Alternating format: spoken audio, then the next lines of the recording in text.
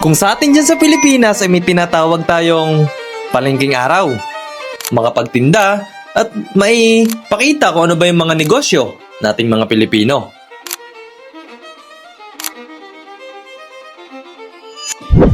Pero alam nyo ba na dito sa Greece ay may tinatawag na panagiri? Kaya naman, dahil nandito tayo ngayon sa Greece, napaisip ako, paano nga ba nagsimula ang panagiri? At anong history nito? Kaya, bakit hindi natin kumalap at mag-research kung paano nga ba ito nagsimula?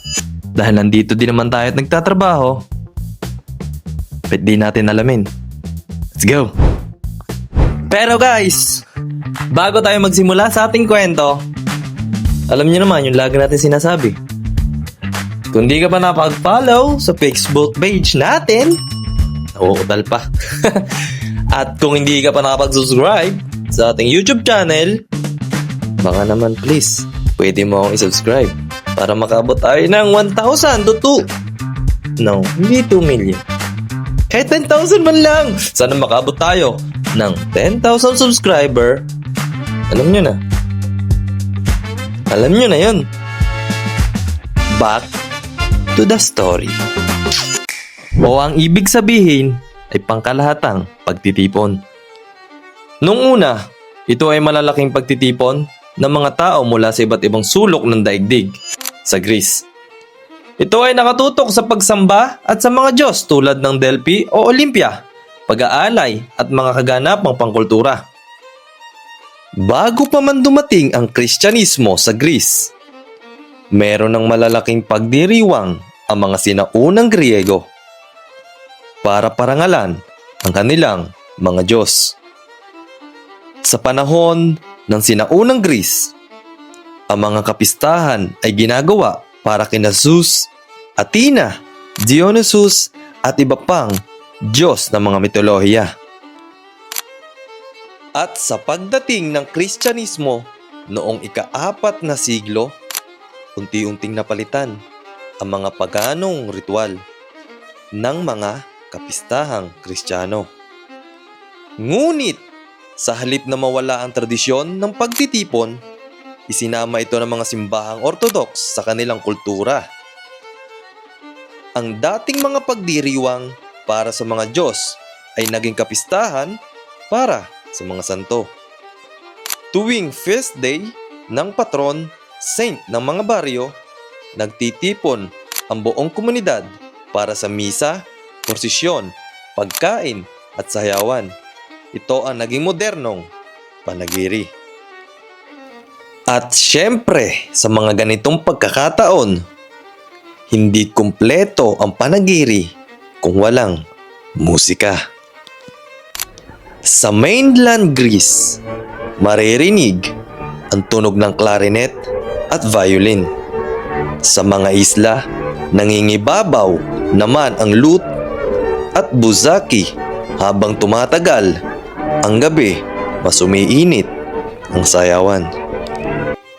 Ito naman ang mga sayaw tulad ng siertos, kalametianos at chamikos ay hindi lamang aliwan, simbolo ito ng pagkakaisa ng komunidad.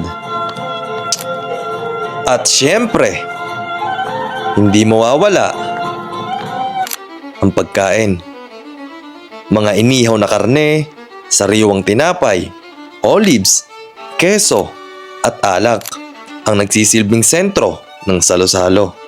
Sa loob ng mahigit 400 taon ng Ottoman rule sa Greece, naging mahalagang bahagi ng paglaban sa pagkawala ng identidad ang panagiri. At sa mga simpleng pagtitipon na ito, buhay na buhay ang pagiging Griego. Na kahit hanggang sa ngayon, nananatiling mahalagang bahagi ng buhay sa Greece ang panagiri. Para sa mga Griego, ang panagiri ay hindi lamang pag-alala sa nakaraan. Isa itong paalala na habang nagbabago ang mundo, nananatili pa rin ang halaga ng pamilya, komunidad at tradisyon. Sa bawat tugtog ng musika, sa bawat paikot na sayaw at sa bawat salo-salo sa ilalim ng bituin, buhay ang kasaysayan ng Greece. At sa puso ng bawat panagiri, naroon ang diwa ng isang bayang hindi kailanman nakalimot kung sino sila.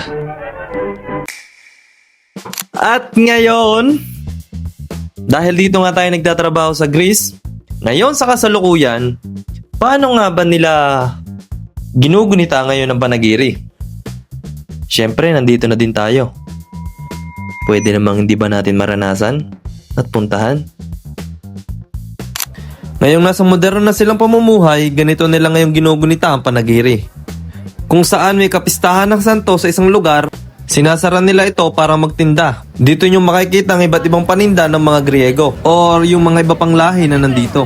Kung kilala tayo sa mga tinda natin sa palengking araw, meron din sila. At ang isa sa pinakamaganda nung unang dating ko dito, hindi ka mahihirapan na makipag-usap dahil ang mga tao halos marunong din mag-English.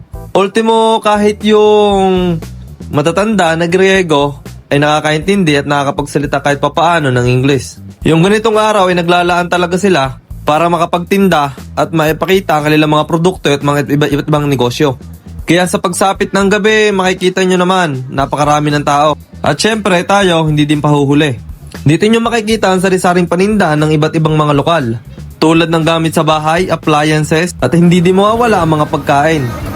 Isa ito sa mga pagkain na pinipilahan din dito. At alam nyo ba na ang mga Griego ay mahilig sa mga matatamis? Hindi yan mawawala, tulad ng mga nakikita ninyo. At syempre, dito nyo din makikita ang iba't ibang mga laruan. Hindi din mawawala yung mga gamit pambata. Syempre, mas priority din nila yon. At sa mga kapwa natin naman mga Pilipino, natutuwa din sila pag may ganito. Dahil nagkakameron sila ng pagkakataon para mamili ng mga gamit nila sa bahay or yung mga gamit nila na pang sarili lang. At pwede ka din mamili dito na pwede mong may pasalubong sa Pilipinas. Pero syempre, kung may budget ka, aba, di bumili. Pero kung wala, tulad natin, di tamang tingin na lang. Syempre, hindi din mawawala ang mga borleling sa katawan. Mahilig din ang mga Griego dyan. Tulad ng mga singsing, kwintas, at iba't iba pa. Kaya naman kung isa ka sa mapalad na makapunta at makapagbakasyon dito sa Greece o makapagtrabaho, dapat mo itong ma-experience at masasabi mo namang ibang karanasan.